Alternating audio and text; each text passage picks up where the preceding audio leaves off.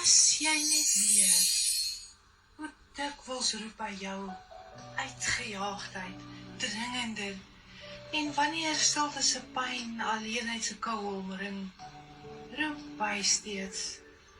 As jy net weer kom breek, heel hy meesterlik jou wonde, omvou jou met sy deernis, raak jou met sy warm, vul jou leeg, oorlopingsvol, skarlaken weer wit soos sneeu, jou waterpas belyn, jou kompas gerig op die woord.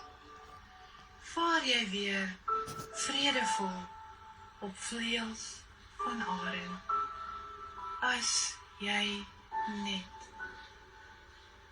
Stellie.